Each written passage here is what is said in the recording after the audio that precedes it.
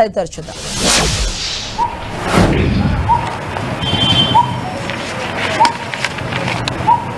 ఇంకేమన్నా అడగాలి? రాంబాబు గారు రాత్రి కోర్టులో చెప్పి నన్ను ఫిజికల్గా ఇబ్బంది పెట్టారు, కూర్చోబెట్టి నన్ను బాగా ఇచ్చేసారు.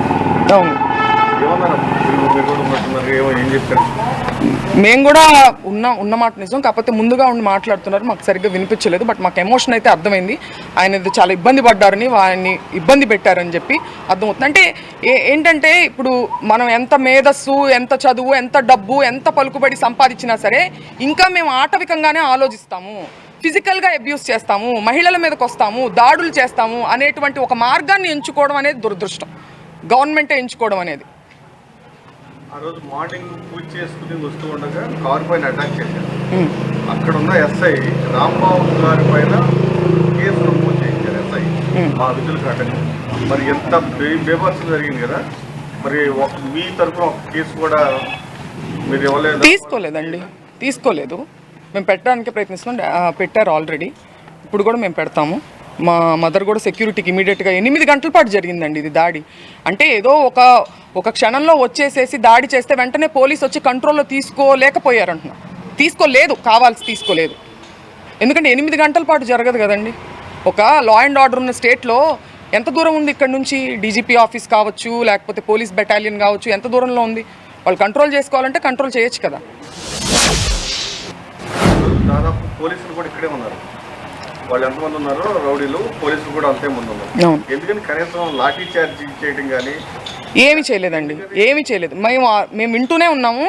వాళ్ళ వెనకాలే ఫాలో అవుతూ వస్తున్నారు, ఊరికే కంట్రోల్ చేస్తున్నట్టుగా యాక్షన్ చేస్తున్నారు. మేము పైన బెడ్రూమ్లో ఉండడం జరిగింది, చుట్టూ పగలు కొట్టుకుంటూ వాళ్ళు ఒక్కసారి కూడా కంట్రోల్ చేసినట్టు నాకు మాట కూడా వినిపించలే. కనీసం మాకు అన్నీ వినిపిస్తున్నాయి, వాళ్ళ అరుపులు, వాళ్ళు తిట్టే బూతులన్నీ కూడా మాకు వినిపిస్తున్నాయి. టోటల్గా అసలు ఆ రోజు ఎపిసోడ్ చూసుకుంటే మీకు ఏమనిపించింది? ఉదయం దాడి కానీ లేకపోతే ఇక్కడ రావడం మొత్తం అంటే మేము నిజంగా ఎక్స్పెక్ట్ చేయలేదండి. అంటే ఉద్రిక్త వాతావరణం మధ్యాహ్నం 3-4 అప్పటి నుంచి ఉన్నప్పటికీ మేము వెళ్ళిపోయి ఉండొచ్చు, మహిళలు, ఇంట్లో ఉన్న మహిళలు మేము వెళ్ళిపోయి ఉండొచ్చు. కానీ మేము ఇంత నీచమైనటువంటి జరుగుతుంది, ఒక గవర్నమెంట్ ఉన్న, ఒక ప్రాపర్ గవర్నెన్స్ ఉన్న స్టేట్లో ఇలా జరుగుతుందని ఎక్స్పెక్ట్ చేయలే. ఆఫీస్ మీద అంటే తగాదా జరగచ్చు అని అనుకున్నాం, కానీ ఇంట్లోనే ఉన్నాం స్త్రీలందరం. అసలు ఎక్స్పెక్ట్ చేయలేదు కాబట్టి మేము అక్కడే ఉన్నాం, ఖాళీ చేయకుండా మహిళలను లోపలే ఉన్నాం, లేకపోతే ముందుగానే వెళ్ళిపోయేవాళ్ళం. దాదాపు రాంబాబు గారు కొన్ని దశాబ్దాల నుంచి ఉన్నారు. ఇలాంటి పరిస్థితి ఎప్పుడన్నా స్టేట్లో ఎక్కడ చూసారా? నేను చూడలేదండి. నా చిన్నప్పటి నుంచి నేను రాంబాబు గారిని చూస్తున్నాను. ఆయన రాజశేఖర రెడ్డి గారితో పాదయాత్ర చేసిన దగ్గర నుంచి, తర్వాత ప్రతిపక్షంలో చాలాసార్లు ఉన్నారు. ఎన్నో గొడవలు, పోలీసులు, ఇవన్నీ మాకు పరిచయం లేని విషయాలు ఏం కాదు, మేము చిన్నప్పటి నుంచి ఫేస్ చేస్తున్నవే. కానీ ఇంత మా మీదకొచ్చి, మహిళల మీదకొచ్చి, అంటే మహిళలను అడ్డం పెట్టుకుని ఆయన్ని బెదిరించే ప్రయత్నం ఇది, దీన్ని ఖండిస్తున్నా.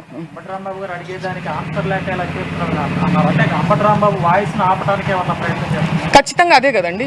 అంబటి రాంబాబు గారు ఎక్కడా దొరకట్లేదు. ముందుగానే ఇప్పుడు దొరికింటే ఎప్పుడో ఆయన ఇబ్బంది పెట్టేవాళ్ళు, ఎక్కడా దొరకట్లేదు.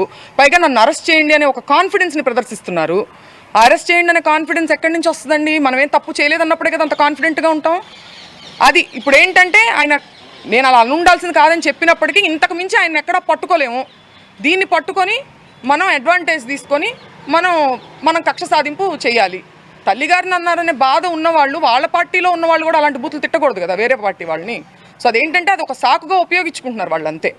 రాంబాబు గారు అనలేదు, క్లియర్గా అనలేదని ఆయనే చెప్తున్నారు. నేను చంద్రబాబు గారిని అనలేదు, నేను నా మీదకి దాడికి వచ్చిన వాళ్ళని అన్నాను. ఆవిడ ఎలా మాట్లాడుతున్నారో మీరు అందరూ చూస్తున్నారు. ఆ మహిళ గతంలో కూడా నాన్నగారు ఇలానే కేసులు కట్టిన టైంలో కూడా ఎస్పీ కార్యాలయం ముందు నిరసన దీక్ష చేపట్టారు, రికార్డులు పట్టుకున్నారు న్యాయం కోసం. సేమ్ అదేవిధంగా మీరు కూడా తిరిగి మరలా డీజీపీ ఆఫీస్ దగ్గరికి వెళ్తారా? మేము